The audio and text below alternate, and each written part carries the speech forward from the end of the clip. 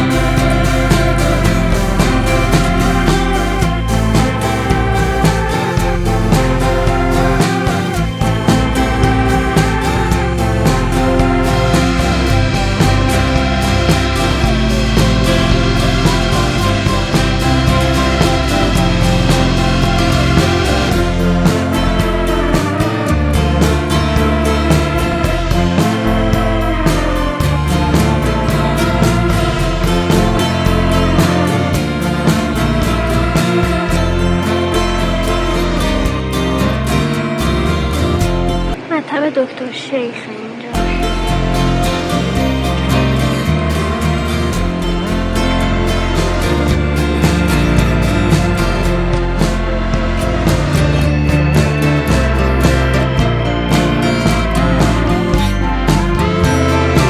بسم الله الرحمن الرحیم.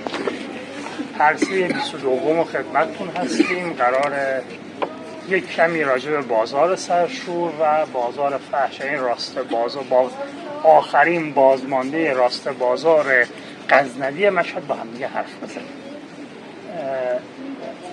توی این برنامه سکان برنامه دست جناب مهندس ساسان نوروزیه که پروژه مرمت بازار سرشور و بازار فرش در خدمتتون میدیم. آخر برنامه هم میریم یه موزه کوچیکی که حالا میدونیم چه فضای موزه ایجاد نشده، اما آثاری که ایشون از کاوش که میشون وقتی بازار فرش رو شروع کردن بازسازی، گمانه هایی که زدن یه سری آثار تاریخی در اومده، سفالینه های مختلف، اونها رو هم خواهیم دید. این کلیت ماجرا. جناب نوروزی در خدمتتون. خیلی ممنون، خیلی خوشحالیم در خدمتتون هستیم. جناب سالبانی لطف دارن. من چون بیشتر طراح بودم، اون اطلاعاتی که باید برای شناخت بازار و بودن تاریخیشون خواهد بود همچنان از جناب سالبانی کمک میگیریم و راهنمایی میکنن. کاری که اتفاق افتاده اینجا و موضوعاتی که با توی مسیر باش در تماس بودیم اونو عرض میکنم خدمتتون تا در جریان کار قرار بگیریم.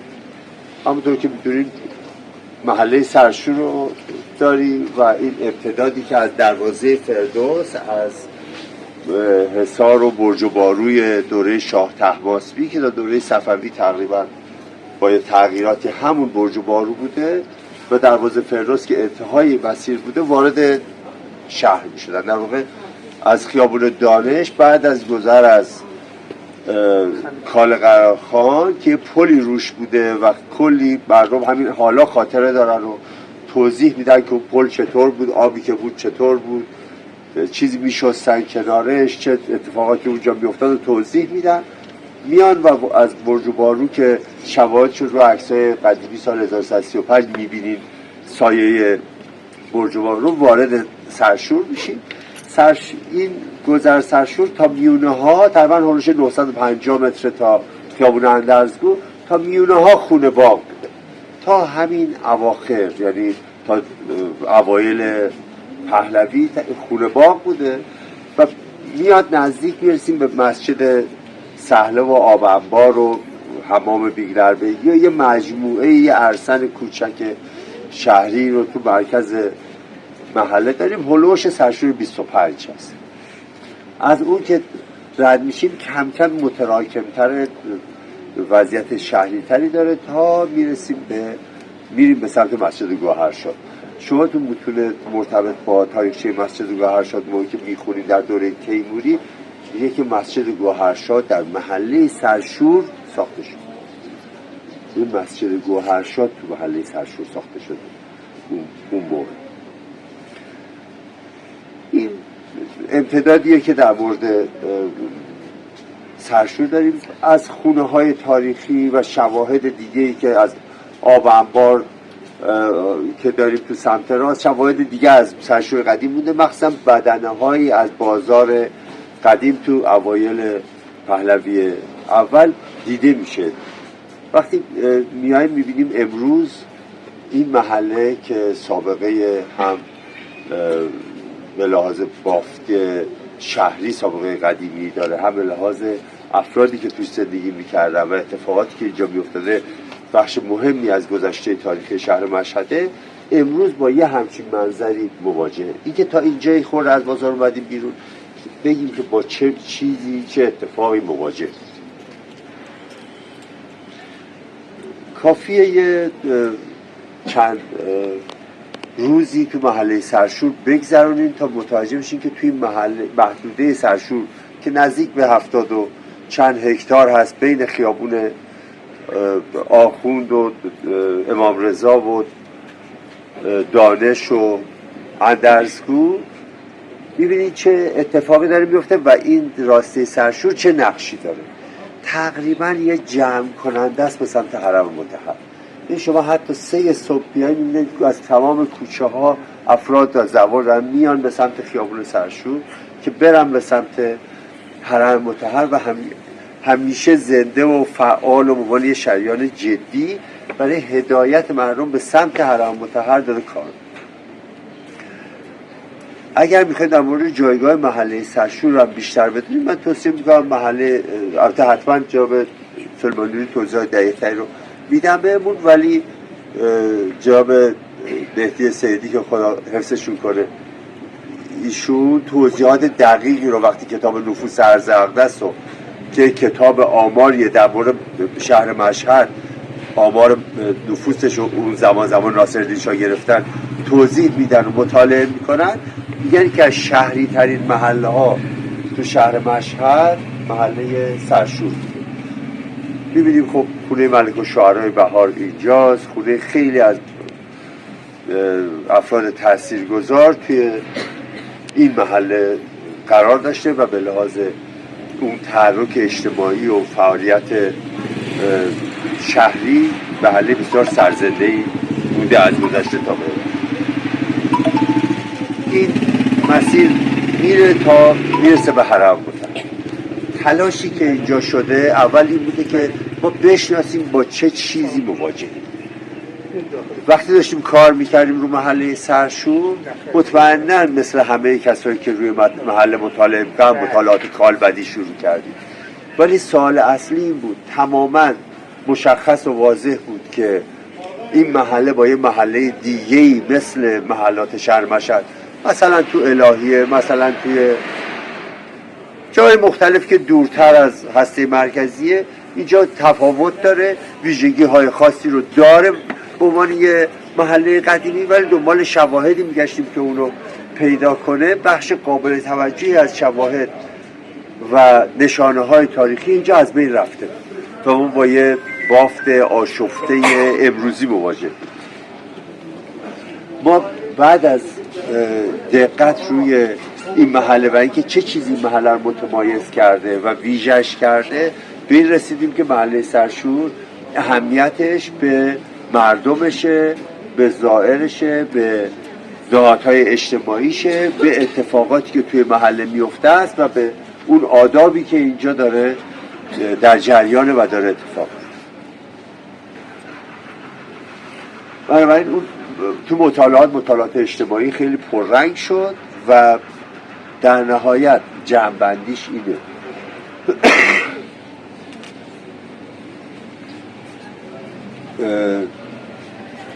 میتونیم بگیم بافتای قدیمی ما توان اینو دارن که بپذیرن افراد رو از جاهای مختلف و با اون فرهنگ و اون قواعد زندگی اون محله هماهنگشون کنن. یعنی تقریبا این کسایی که اهل این محله نیستن میتونن بیان توی این محله و بعد از مدت‌ها خودشون رو اهل این محله بدونن. این توان اون نهادهای اجتماعی فعال این محله است. یکی از نمونه‌های خیلی بزرگش حسینیه اصفهانی است. چون؟ حسینیه و زوارخانه اصفهانی ها اگر ببینید با یه قیمت خیلی مناسب اصفهانی ها میتونن بیان و از یه خدمات کامل، حتی داروخونه و درمونگاه داره، رستوران داره، محل اقامت داره، محل برگزاری آداب مذهبی داره، زیارت میکنن و توی یه جمعی شرکت میکنن که تبدیل میشن به یه خانواده. و چون همیشه توی همین محله میان و همینجا دارن اقامت میکنن و خودشون از این محله میدونن، بارها با اصفهانی ها وقتی صحبت میکنن میگن ما در این محله سرشور کار میگن محله سرشور که از ماست، یعنی محله سرشور رو مال خودشون. محله سرشور مال اونا نشده، اونا مال محله سرشور شد. محله سرشور با اینکه اکثر جمعیتش زوار هستن ولی رفتار محلی توش ادامه داره، یعنی هنوز میوه فروشی و قصابی و اینا داره کار میکنه. یعنی مردم میان اینجا فکر میکنن اومدن خونهشون و صبح پا میشن میرن خرید. اون رفتاری که توریست توی هتل میکنه اینجا اتفاق نمیفته. این یه نمونه است. ما اینجا نمونه های خیلی زیادی از این جور گروه ها و جماعت ها داریم که دارن کار میکنن و همشون محله سرشور رو از خودشون کردن، به تعبیر دیگه محله سرشور اونا رو پذیرفته و از خودشون کردن. کاملا رفتار یه زندگی جمعی رو اینجا دارن نشون میدن. این ارزش‌هاییه که یه گوشه مهمی از ارزش‌هاییه که محله سرشور داره. توی این راستا اومدیم یه ریتمی رو در نظر گرفتیم، یه ضرب آهنگ رو دیدیم که از دروازه فردوس بتونیم بیاریم کسی رو و توی این مسیر رو حرکت کنه، توی جریان قرار بگیره، با این ریتم آماده بشه برای رفتن به سمت حرم مطهر و از یه مرحله به بعد احساس میکنیم که خیلی خوب حالا دیگه اون جایی میرسه که به لحاظ کالبدی هم باید اون نظم و آرامش از یه حد آراستگی بیشتری در واقع برخوردار باشه که 100 متر آخر این 950 متر کاملا بخشی از بازار قدیم شهر مشهد بازسازی شده و سعی کردیم همون رو بدیم. هم میتونه یه نقش کارکردی مهم توی رفتار شهری داشته باشه و هم میتونه بخشی از گذشته تاریخی محله رو به ما نشون بده. وقتی در مورد این بازار مطالعه میشد بر اساس عکس‌ها و شواهد تاریخی شکل کلی بازار به دست اومد. با گوانه‌های باستانشناسی پایه‌های قدیم بازار به دست اومد، خرد جلو مغازه‌ها به دست اومد و بخش قطعات زیادی از سفال‌ها که بیش از 3800 قطعه سفال به دست اومده در واقع با پلان بازار قدیممون رو بازیابی کردیم. خرد جلو مغازه‌ها رو پیدا کردیم، کف مغازه‌ها رو پیدا کردیم، کف بازار رو تو 4-5 لایه آجر فرش رو دیدیم تا عمق 70 سانتی که آجر فرش ها ادامه داشت. این قسمت نه، ولی توی بازار فرش اوایل بازار فرش تو عمق 3 متر رو بیش از 3 متر الان دقیق تو ذهنم نیست ما یک کف فرش سنگی پیدا کردیم که احتمال این میدن که کف فرش اصلی بازار اون بوده. سنگ سیاه رنگ قطعات بزرگ که روش بر سر حرکت زیاد یه خورده ساییده شده بود. اون به دست بعد از زیرمون سنگ فرش دوباره ما شواهد معماری داریم، یعنی انگار گذر نیست. آثار معماری زیر اون سنگفرش دیده میشه. چه دوری بوده؟ حدس‌های مختلفی هست. بازارشناسی که تو گزارش که ارائه میده اون سنگفرش رو دوره تیموری میدونه، ولی یه اختلاف نظری ما روی این موضوع داریم. ما از کنار مسجد بیگلربیگی که اون آب انبار هست و سقفش فرو ریخت، برای ترمیم اون محدوده کار شد و شواهدی به دست اومد، شواهد دوره تیموری و صفوی رو از کنار مسجد بیگلربیگی داریم تا داخل خود بازار سفال زرین فام دوره ایلخانی و سفال مرصع دوره سلجوقی هم به دست اومده و ما تو عمق بیشتر از 4 متر و نیم هم نرفتیم. اگر گمانه استانداردی تا خاک بکر بره امیدواریم که شواهد بیشتری به دست بیاد. ما وسط بازار سرشور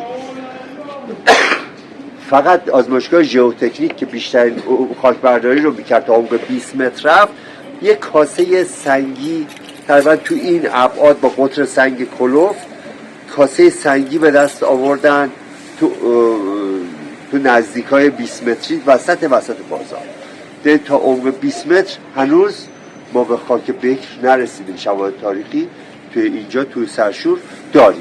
این چیزاییه که به دست اومده. برای ما پلان بازار قدیم به دست اومد. اون چیزی که به دست اومد نشون میداد که پایه های که تو سرشور دیده میشه با پایه هایی که تو بازار فرش دیده میشه شبیه همن، نوع آجرشون شبیه همه، خرند جلوی مغازه ها که عمودیه و مغازه ها از زمین یه جست پرشه 60 سانتی داشته شبیه همه. یه مشابهت های فرمی و معماری تو اینها به دست اومد.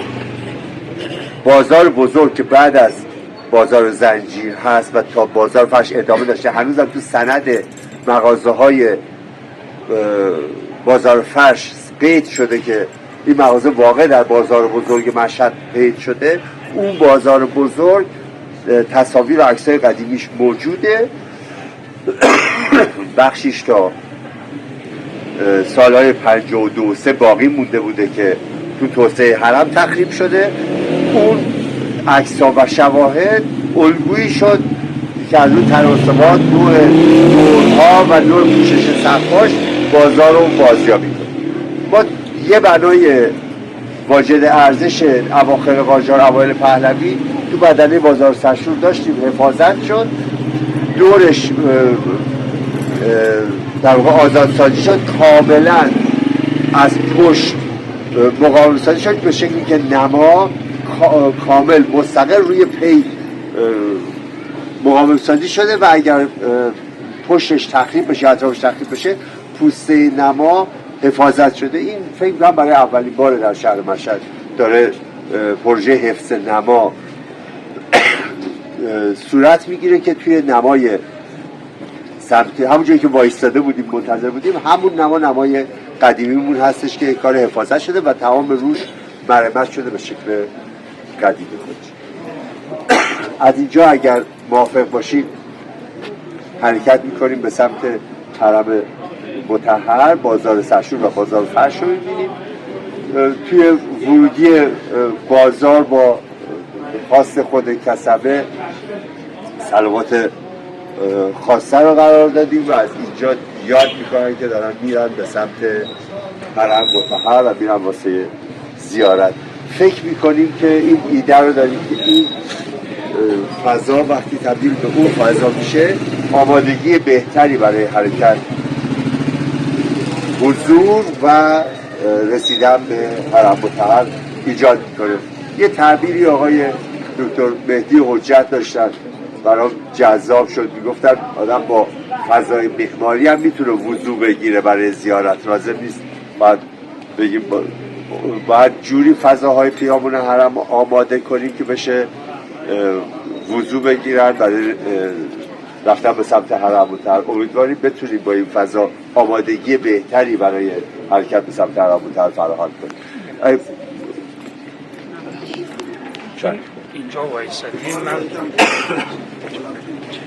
چون اینجا وایسادیم قبل از اینکه وارد فضای بازار بشیم 2 تا المان هویتی همینجا داریم. یکی بنای پشت سرمون، چشم، یکی بنای پشت سرمون، یکی بنای روبرومون. بنای پشت سرتون که الان حسینیه قائنی هاست. یکم بچه ها راه رو باز که ماشین رد شد.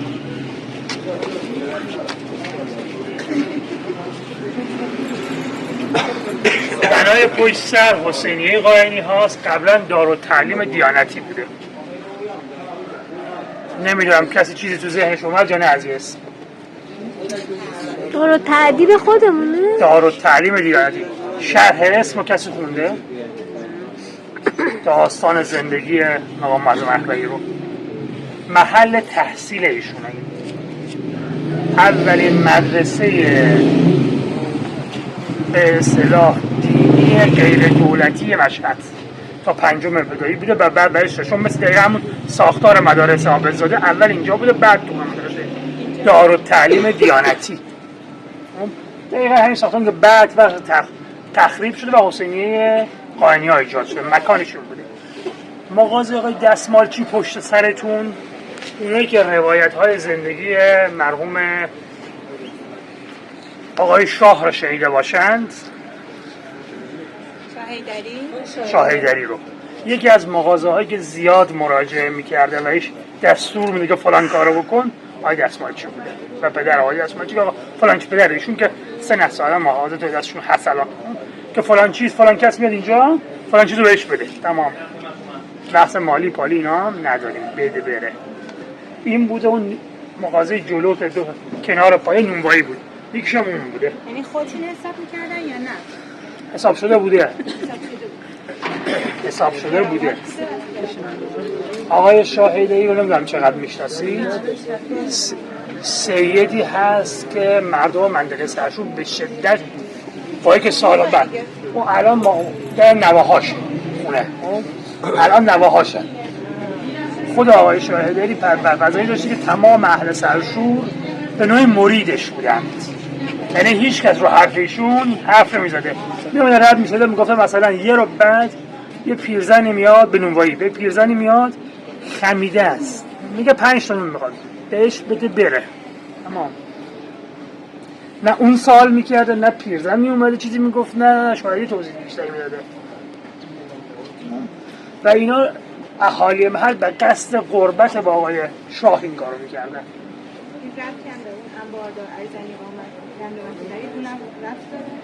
من بگناه اون چوبی که میزده ایشون نگاه کنید برای که هم بگم نمیاد. وقتی میخواسته حالا آقای نوروزی تکمیلش یه ترکه بلندی داشته بله میونه میزده روی میز مثلا فروش طرف تق حسن آقا 5 تا نون به فلانی بده سبزی فروشی تق نه اعلامش یعنی 40 آدم تو صفم خب بیا صدای ترکی که می اومده میفهمه که فلانیه تو جمعیت فلانی اومد تموم شد.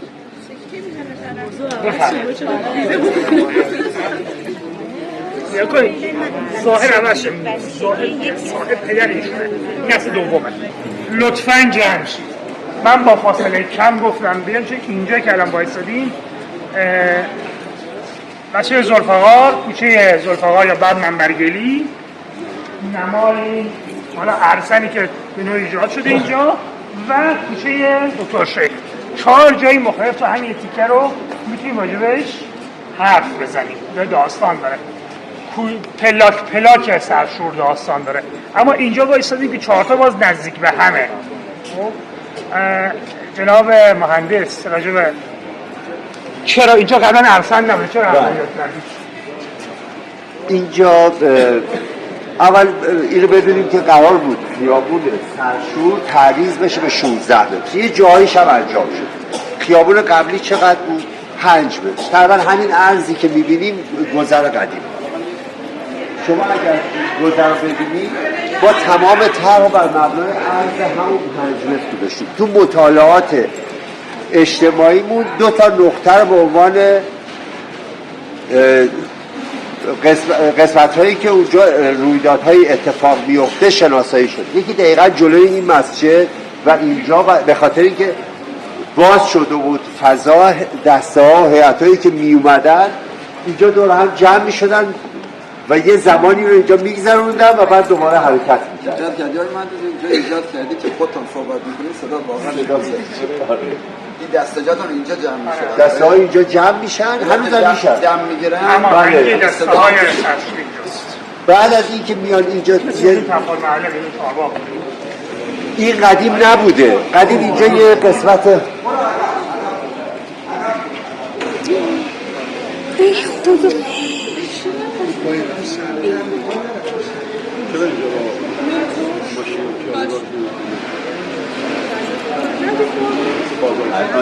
یه چیزی بگم بعد اون رو تمام کنم اینو حتما میگم. آره حتما. ما اینجا از خیابون داشت تعریض میشد. وقتی ما اینجا قرار بر این شد که بازار رو به شکل قدیم بازسازی کنیم، خیلی نگران شدن که تعریض انجام نخواهد شد و تعریض که انجام نشد خیلی مخالف بودن، گفتن این محور نیاز به تعریض داره و در آینده وقتی اون ساختمون بتونی حسینی اصفهانی تمام بشه و این سیر جمعیت اینجا مشکل مواجه میشه. روزهای خاص مثل شبهای قدر یا مثلا بعد از نماز عید فطر موقعی که جمعیت به سرشور حرکت میکنن مثل سیل میرن، این اگه یکی بخوره زمین حتما بقیه خواهد افتاد و دردسر به وجود میاد. ما برای پاسخ دادن به این نیاز اومدیم این فرض رو در نظر گرفتیم، بودیم اگر یه روزی واقعا تمام خیابون اطرافش شرطی تونست بخره و تعریض انجام شد، بازار خودش میمونه و این شهانه هایی که دیده چند جایی که سفید گچ شده این از این طرف به یکی معادلش اون طرف باز فرق به سمت حرم متحریری بازار به 3 لاین تقسیم میشه. قسمت وسطی میمونه، این طرفه ارتفاعش کوتاه‌تر خواهد بود، وسط ارتفاع بلندتر. این هنوز هم شدنیه، اجراش شدنیه به شرط اینکه یک روزی ضرورت بده. اینجا تعریض انجام شده بود و وقتی تعریض انجام شده بود برای این یه اتفاقی داشت میافتاد. اینجا یکی از اون محل‌هایی بود که رویداد اجتماعی توش شکل گرفته بود، بنابراین نمیشد دیگه نادیده گرفت این موضوع. با توجه به اینکه توی طرح قرار بر این بود پروژه سرشور خدمات شهری ندارد، یعنی ما اینجا رو به این شکل ساختیم ولی یه سرویس بهداشتی نداره، یه نیمکت نداره، یه آبخوری نداره و باید به این نیاز پاسخ میدادیم. مذاکره شد با اداره اوقاف که مسجد ذوالفقار به دلیل فرسودگیش و چون معماریش مربوط به دهه 40 بازسازی بشه، آب انبار زیرش که ورودی آب انبار از توی کوچی بوده احیا بشه، در کنار آب انبار روزخونه سرویس بهداشتی و اینا ساخته بشه، 2 طبقه برای زنونه و مردونه ایجاد بشه، بالا هم یه قسمت قرار بگیره برای مدیریت بهره برداری مجموعه. توافق شهرداری هم بودجه شو در نظر گرفت، آقای مهندس شیرازی هم خیلی رو پیگیری کردن، نهایی شد. اداره اوقاف به این دلیل که شهرداری مساجدی که از اداره اوقاف میگیره برای بازسازی تا بهش پس بده بعضیاشو نیمه کاره گذاشته و نهایی نکرده، از شهرداری تضمینای خواست که شما کی تموم میکنید به من تحویل میدید و چون این تضمینات داده نشد این کار باقی بود و الا حتی 2 میلیارد و 700 هم بودجه براش بود. این مسجد ذوالفقار هم آب انبارش احیا شده بود، هم مسجد بازسازی شده بود، هم آب سردخورا می اومد کنار کار و تا وقتی مسجد به شکل اصلی خودش در می اومد و این سردرش که مقرنسی توی اینجا خورده می شد و پیرشی و اطرافش به وجود می اومد، وقتی اون به وجود می اومد این مثل صحن این مسجد کار می کرد. یعنی اینجا کاملا وقتی دستجات میان اینجا حضور دارن ممانی فضا، مسجد میتونست با موضوعات اجتماعی با هم دیگه کار کنن و این فضا با اون الگو که یک سقف مثل تکیه های قدیم یه پوشش پارچه‌ای هم روش گذاشتیم و اینو تعریض کردیم. یه نکته دیگه هم برامون مهم بود، این که ما داریم از یه فضایی میاییم که تنوع فضاییش خیلی زیاده. یه دفعه وارد یه ریتم تکرار شونده بازار قدیم بشیم شاید اون آمادگی براش وجود نداشته باشه. سعی کردیم سرشور رو توی ریتمایی باز و بسته کنیم و تنوع فضایی بهش بدیم تا اون کسی که داره از اونجا میاد آماده بشه، وقتی میاد تو بازار فرش کاملا همون الگوی سنتی رو طی کنیم. با اون جاهایی که می‌بینید پایین دیوارها سنگ هست در واقع نزدیکیم به ریتم دوره پهلوی. ببینید این کاشیکاری ها رو داریم، پایین هم سنگه. اون جاهایی که پایینش دیگه سنگ نیست، کاشیکاری هم دیگه خبری نیست، نزدیک میشیم به اون شکل دوره قاجارش. من در خدمتم یه خورده خود مسجد منبرگلی شما منبرگلی یه خورده فاصله داره، میره به سمت مسجد دوستقار باشه و منبرگلی وجود داره بله. و منبرگلی نگه مثلا خود منبر وجود داره. نمیشه بریم حساب کنید ذهنیتون با همه منبرها چوبیه دیگه. یه مسجدی که منبرش گلیه و هنوز همون منبر قدیم مونده، همون چارچوب قدیم بود.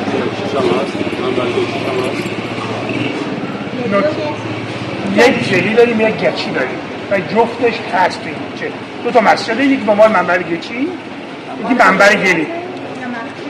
نه قابل رویت برنامه چی برگزار میشه؟ نمیشه بریم ببینیم و استفاده میشود ازشون و استفاده میشود. چرا ساختن؟ بگید. نمیدونم. یه دلیل خیلی ساده. یه دوره منبرها خیلی قدیمی نیست، یعنی از نسبت به مسجد قدیمی نیست. خود مسجد منبرگچی مال دوره مشروطه است، اما منبر نه. یه دلیل خیلی ساده. یه دوره‌ای تو مشهد یه نهضتی ایجاد میشه ضد کالاهای روسی. چوب ایرانی بیشتر از چوب منبر چوب روسیه. اینا اگر چوب استفاده نکنن برمیان با سنگ و گچ و بعدم یه گل منبر رو دوست و منبر مونده، سمبل بین قدیمی‌های اون مسجد که آقا ما بلدیم یک کاری بکنیم. دقیقاً ما میتوانیم اون زمان دقیقاً با این نگاه آقا نباشت هم میشه کاری کرد. بعضی از بناها اینجا یه مجوزایی از شهرداری دارن. مثلا هتل بزرگی توی کوچه هست که پارکینگ داره و پول پارکینگ داده و پارکینگش فعاله. به جز اون ببینید هتل بشرا به عنوان بزرگترین هتل آپارتمان ایران داره کار میکنه و خلاصه کسایی که توی این محدوده از شهر هستن اگر مثلا تو بازار فرش به این مغازه میگیم که این پایت باید اینجا اجرا بشه، اگر موافق نباشه مستقیما زنگ میزنه دفتر ریاست جمهوری. زینوفوزانی هستن که کسایی هستن که بازار فرش کسایی داریم که آقا تو بازار فرش ما کسایی داریم که وقتی میرن تهران مستقیم تماس میگیرن من نهار مهمانم میرن آخر فلسطین خودشون مهمون میکنن. در این حد داریم تو بازار فرش مشهد، نه اینکه بگن آقا تو بیا، خودش تماس میگیره مستقیم برید آقا من امروز اومدم تهران میخوام من خونه شما مهمون کنم. در این حد داریم تو بعد اون بازار اینجا میخوایم کار کنید به با موقعی که اومدیم روی پایه ها ببینید اینجا مغازه ها سالانه اجاره داده میشه، مغازه ها که اجاره داده میشه هیچی، پایه ها اجاره داده میشه.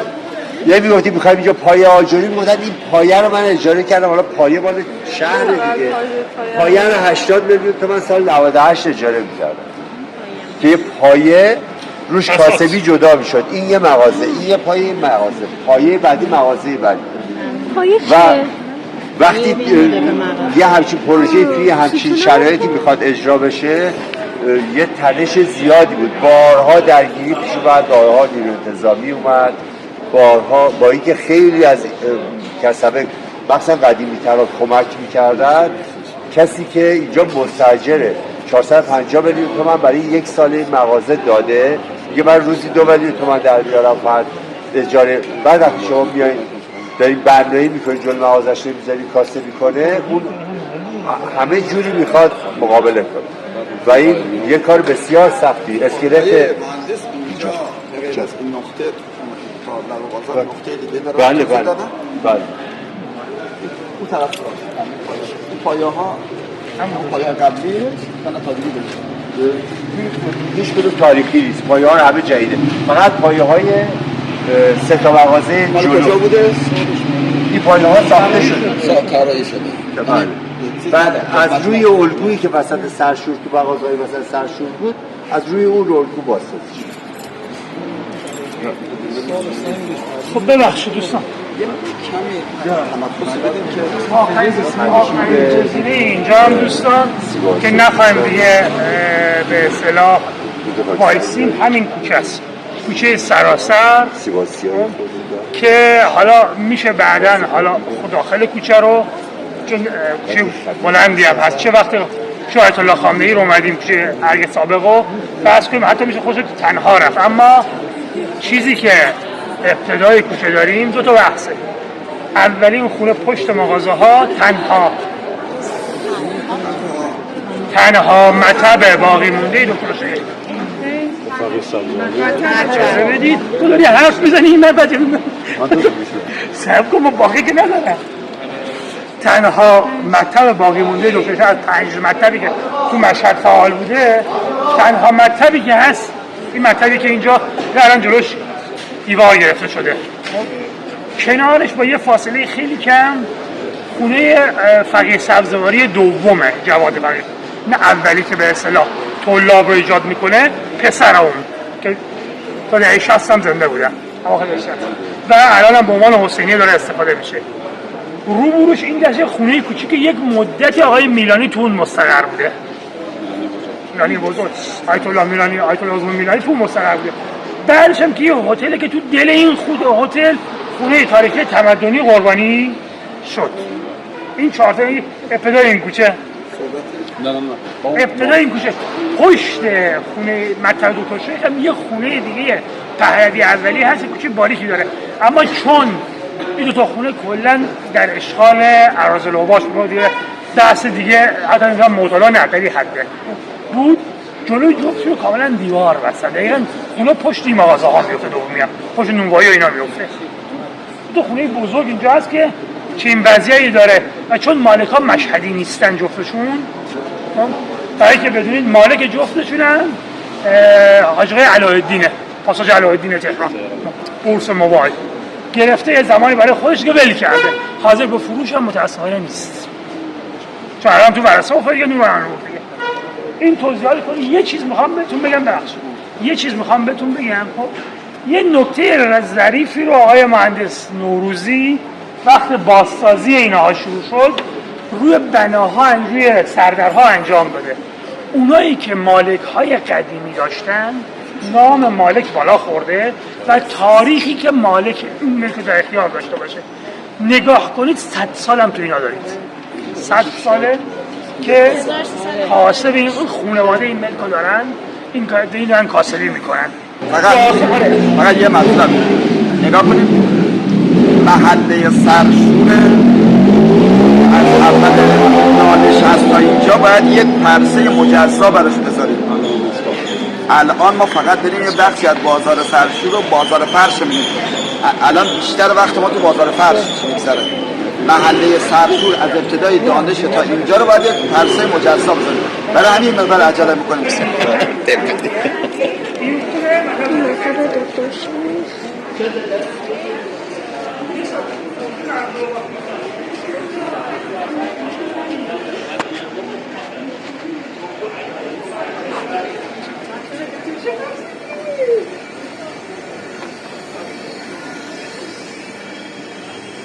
اینم که مال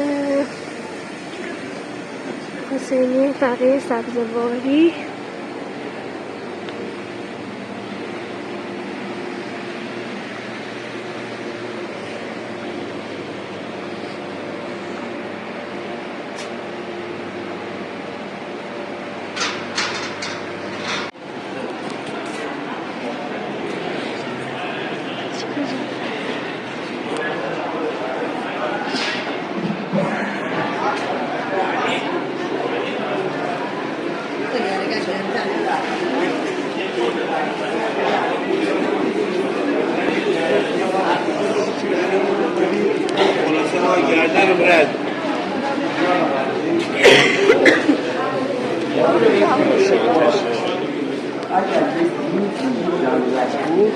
اون جایی که نوشته هتل بشرا اون مغازه باید اینطوری باز بشه میره جلو، این طرف هم آره این طرف هم میره جلو، دو طرف دوباره باز بشه. الان ببینید پشت اون مغازه های 3-4 تای اولی اون ساختمون ساخته شد و این 3-4 تا باید حذف بشن. پشت اونها مغازه ساخته شده، مغازه نما داره، بعضی از اینا مالک شهرداری، یعنی اینا رو میتونه جا بده برن.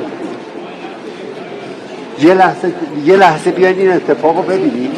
یه لحظه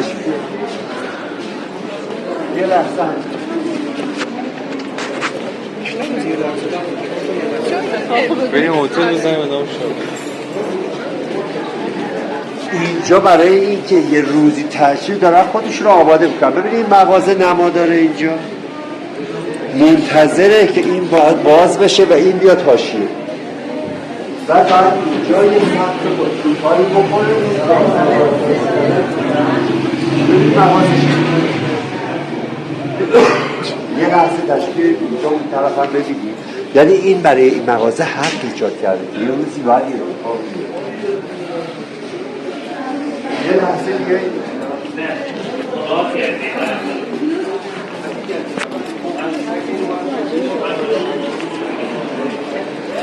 یه لحظه تشکیل بیارید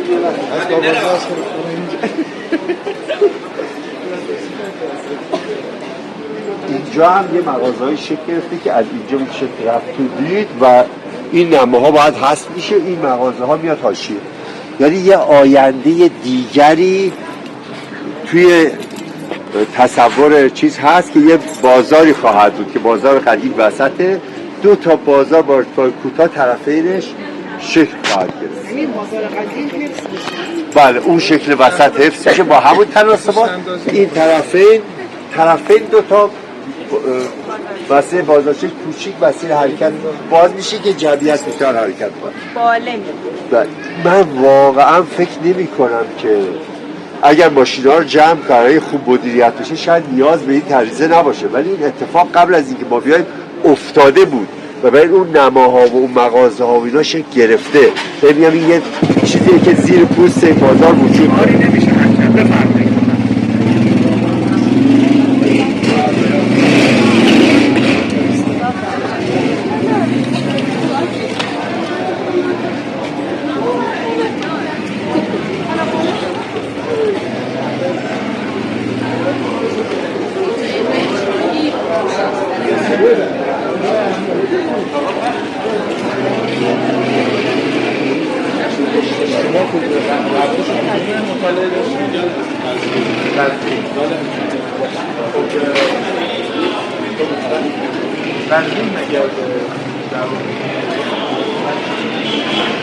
همه به این مسجد و کاشیکاری بالاش اینجا ادخل و سلامت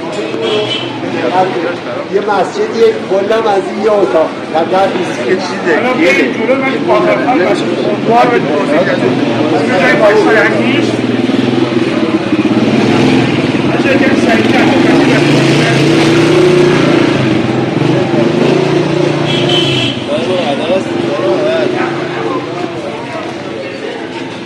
شاید از اینجا دیده بهتری داشته باشیم که اون فضایی که آشفته‌ای که بود چی شده الان با چی مواجه.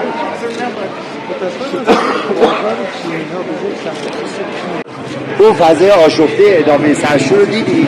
الان این چیزی که اتفاق افتاده رو شما الان اینجا میتونید ببینید.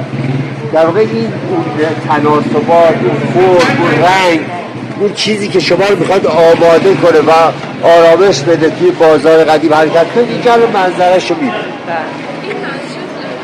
شما یک کمی سریعتر جایی بایستانی در مورد مسجد قردوس میگم اینجا جایی وایستانی اینجا جایی وایستادن نیست. من هر چی که اونه رو این نمای اردنیه اینجاست بچه ها. این اوایل بلدیه ولی چون قدیمی بود مرمت شد پشتش هم حفظ نمای کاملا شاسی کشی شده. داخلشو نمیشه ببینید؟ کاملا مستقل رو پای خودش مستقل با چاهای شعبی نمیشه ببینیم توشو؟ خیلی های قدیمی که درمیانی رنگکشی هاشون همه گچه. بله انگاری استحال قدیمی داشته باشه یه جزیره‌ای که دهه 40 ساختن ندیدن که ساخته بود. خیلی بی‌طرف یه با دنبال این می‌گردیم که شبیه قدیمش بکنیم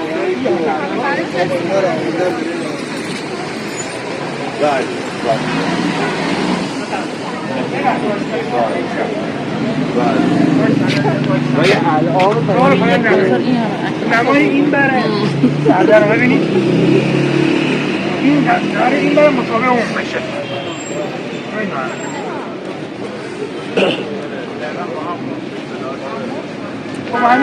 اگه بخوای فکر کنید چطور این نما به وجود اومده، شما بازار قدیم اگر تا اینجا بود و همون شکل سرپوشیده و حجرهای طرفه، اگر فقط ملزم می اومد می برید این مقطع رو میدیدید، یعنی دوتا حجرهای 2 طبقه و وسط فقط روی اون رو بعدا نما کردیم. در واقع ما مقطع بازار قدیم رو روش نما کردیم. چیزی که اتفاق داده اینه که تو تزیینات سعی کردیم هیچ تزییناتی به چشم نیاد، کاشف این کار نکردیم. حتی تو نوشته‌هاش فقط یه بسم الله الرحمن الرحیم خودشو متمایز کرده لاجوردی، بقیهش تماما 4 طرف 4 قله، بالاش آیه 34 سوره نوره که در مورد تجارت و بازار هست. از پشت کتیبه پشتش هم این انسان لفی خسر یه یادآوری به بازار که بالاخره آخرش هرچی سوخته آخرش تو زردیم، خیلی دنبال اون نباشید. اون مقابل هم که میبینین آیت الکرسیه، اون کاشی مقابل اون طرف، اینا اکثرا خاص خود کسبه بوده که چاقل رو داریم، آیت الکرسی رو داریم، این صورت داریم، بعد اون پشتی رو که پشت سردر من انتخاب کردم. 3 ساله 2 سال و نیم. اون روبروی ببخشید یعنی قبلا این شکلی بوده بعد شما مرمت کردید؟ نه این مثلا سردر جدیده یا اینا مثلا همون شکلی بوده بعد شما مرمت کردید؟ موقعی که ما یه مغازه های اینجا رو بررسی میکردیم، ببینید پایه ها که با مغازه ها که بررسی کردیم یه پایه با عرض هلوش 1 و 10 تا 1 و 30 با عرض پایه توی مغازه رفته بود تو تا نیروی جانبی لنگتاق بازار بلند اون لنگتاق بزرگه رو این بحال برای این عرض بیشتر طرفه با اون لنگتاق از همون فرمی که تو این بازار هم هست تکرار شد برداشتیم.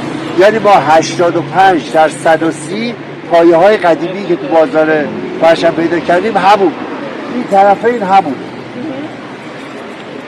نوع پوششش که گنبد خفته راسته است، اکثر قدیمی بازار، تمام بازار ما تیر راسته به شکل خفته راسته بوده. پایه ها بود کنار لنگتاقا دوراشون 57 از اون عکس برداشتیم، شبیه خودش ساختیم، پوششش هم شبیه خودشه.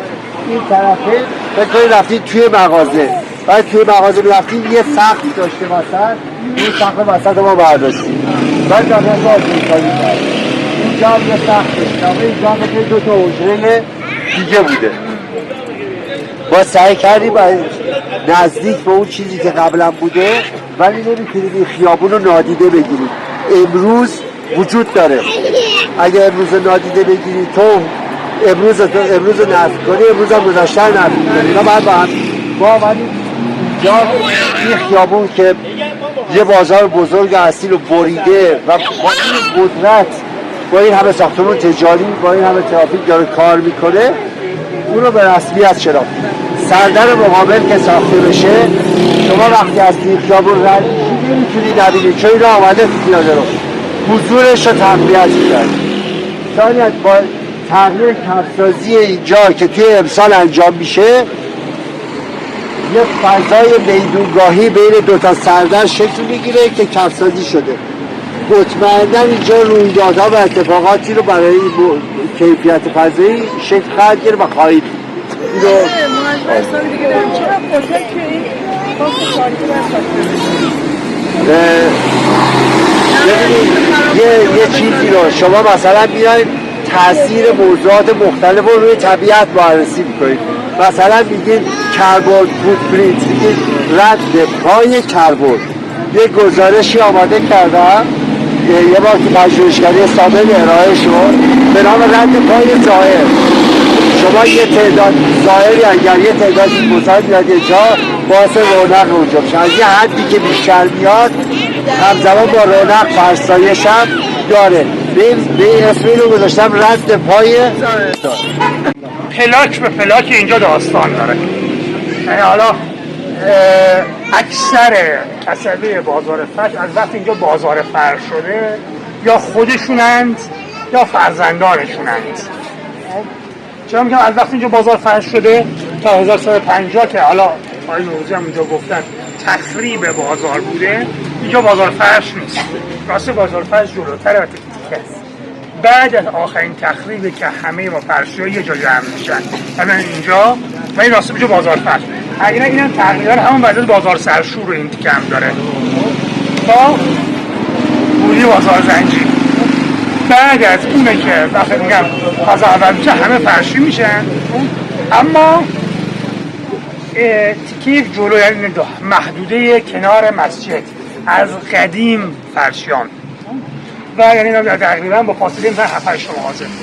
یکی از مغازه‌هایی که داستان داره همین که پشت سر آقای نتا کوچیکه، دو مغازه کوچیکن. اینا از لحاظ ارزی کم ارزترین مغازه‌های بازار فرشن. دومی مغازه خاندان رواقیه. خاندان رواقی کیان؟ تو بچه‌ها کسی هست که علوم انسانی خونده باشه؟ نیا کنید سالهای سال فرهنگستان ادب و هنر ادب فارسی دو رئیس به خودش دیده. یه زمانی مرحوم حسن عربی بوده، دور بعد آقای آهنگر دادگر آهنگر دادگر درست بودم یا؟ آهنگر دادگر. خب باز مرحوم حبیبی شده، باز آهنگر دادگر شده تا وقتی مرحوم حبیبی فوت کرده آهنگر دادگر مونده. اما از وقت فرهنگستان تشکیل شده تا همین الان نفر دومش نفره. هم دکتر علی رواقیه، یکی از پسرای این خانواده. پسر دیگه بعد انقلاب دقیقاً با هم ارتباطش با هم دقیقاً همین بازاره. اولین رئیس شرکت ملی فرش ایرانه که توی شهدای افرادوتن هم هست. یکی از مشهدی‌های افرادوتن کمده. اونایی که کافه حوالی دیگه درست میگن خونه پیشوران، خونه پیشوران که پیشوران در اصل مال آقای نوروزی در اجاره دوستان حوالیه. من اجاره بگم مدیریت بهره برداریش رو پلات بکنه. خب خدمت شما عرض کنم که رفتن اون کوچه اسم دیگهش کوچه شهید محمد رواقیه، چون خاندان رواقی اونجا ساکن بودن. یه برادر دیگه جزو دندان پزشکای یک کشوره، 5 تا، یکیشون با مقیم فرانسه با همین وضعیت و یکیشون حسین آقاشون این مغازه و بچهای خواهرش مغازه رو می‌گردوندن. یکیشون توی فضای فرش بوده. حالا اینها یکی همینجوری من یه داستانی میگفتم. یکم جلوتر مغازه های فخلعیه. فخلعی فخل علیک انک بالواد المقدس طوا. یکی از خاندان‌های قدیمی مشهدی که خادم حضرت بوده، اما یه نکته خونه آقای فخلعی داره که باقی خونه ها نداره. با ممنون حساب فروشگاه آقای فخلعی داره که باقی فروشگاه ها نداره. اینه که پشتش بافت قدیم بازاره. قدیم اکثر مغازه‌های بازار یه خونه پشتشون داشتن و اینجا این خونه مونده. خونهش روپاست، یکم جلوتر نشون میدم، خونهش روپاست و الان داره استفاده میشه. قدیم خیلی از این به اصطلاح تجار فرش خونهشون سر مغازه‌شون هم خونه بود هم انبار. بفرمایید جلوتر تا داستان‌های بعدی. چای هم بفرمایید، بدون چای هم نمی‌رید بیاید جلوتر. اون مغازه این گفتی اینی؟ جان اینه مغازه که گفت فخلایی چیه؟ نه اولی که گفت براواقی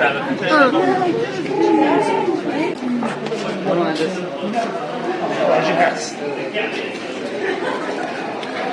بچه اینم کناره که مغازه فخلایی این جواب فخلایی همه فامیله خودش فامیله رو بشه اما معنای اون فامیل داستان داره این از اون فامیل های تک مشهده شما فخلایی بله شما هم تک تک شما اون میره تکراریه میره زیادی هست فخلایی یکیشون فامیله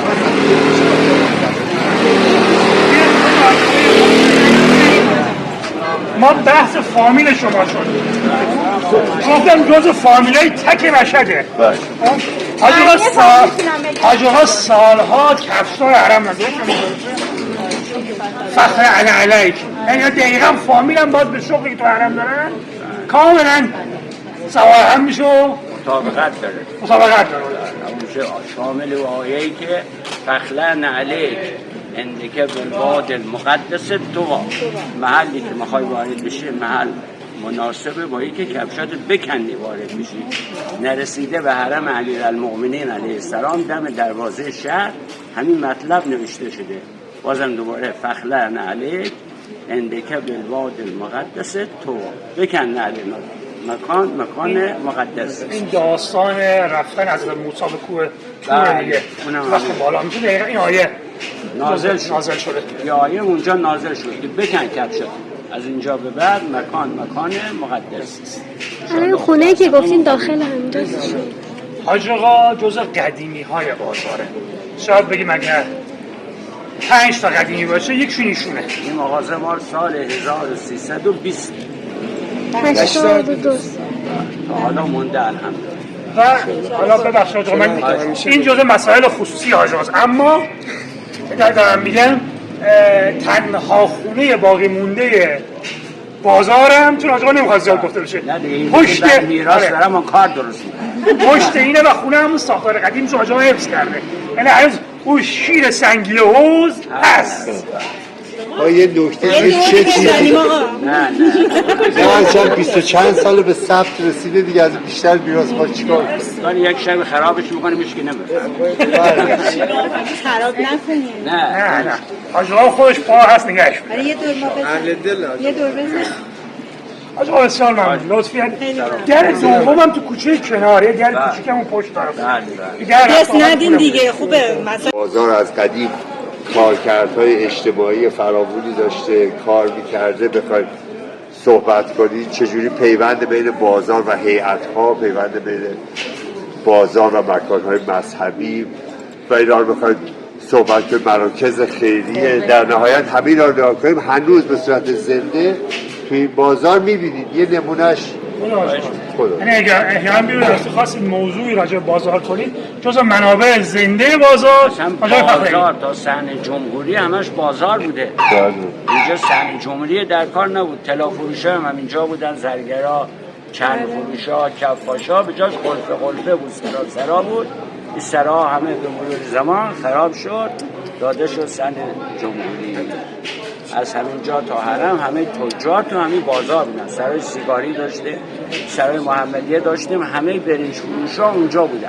عکساش جناب سلیمان نوری میتونم براتون سرای سیگاری و محمدیه که ذکر کردن الان فعالیت‌های خیریه زیادی که توی بازار انجام میشه چندین هزار نون در هفته و چیزای دیگه فقط حاج آقا توزیع میکنن هر پنجشنبه توی بازار خیلی از طلبه ها رو کمک میکنن فقط همینجا که درسشون رو بتونن ادامه بدن طرح نونمان طرح نون صلواتیه پنجشنبه ها بعد از ظهر خانواده هایی هستن که شناختیمشان بهشون نون صلواتی میدیم حواله میدیم برن 14 نونوایی در سطح شهر داریم برن اونجا نون هفتهشون میگیرن برن با خانوادهشون میخورن و هیچ چیز از این بهتر نیست که نون رو بخوره و بگه خدا پدر مادرش بیامرزه نون هر هفتهشون نمیدیم دست شما خودم خیره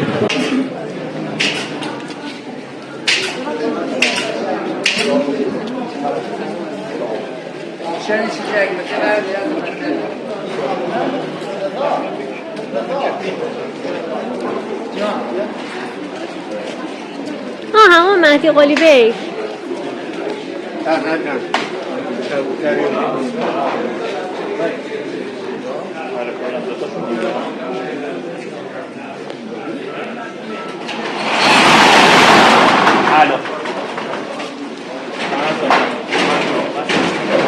خوبه مهدی ولش کن خوبه مهدی خوبه مهدی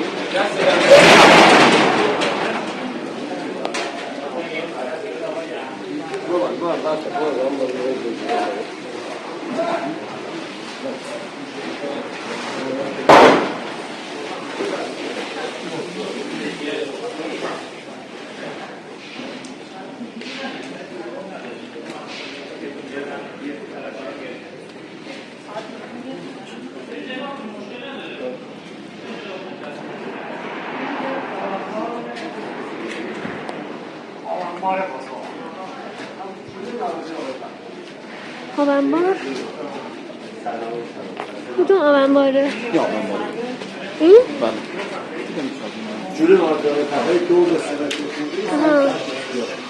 این آبنباره یه زمان مهندس میخواد بگیره گالریش کنه اونها وضعیتش کنه. بله الان برنامه‌مون اینه اون 3800 قطعه سفال اینجا به نمایش بذاریم و تاریخ بازار رو و بشه اتاق معرفی بازار و ارائه شواهد باستانشناسی تمام آثار تاریخی که به دست اومده میخوایم اینجا به نمایش بذاریم. اختلاف شهرداری و اوقاف روی اینه که شهرداری میخواد هزینه کنه به عنوان موزه بهره برداری کنه، اوقاف فقط 5 ساله اجاره میده و یه 5 سال بعد باید تمدید بشه.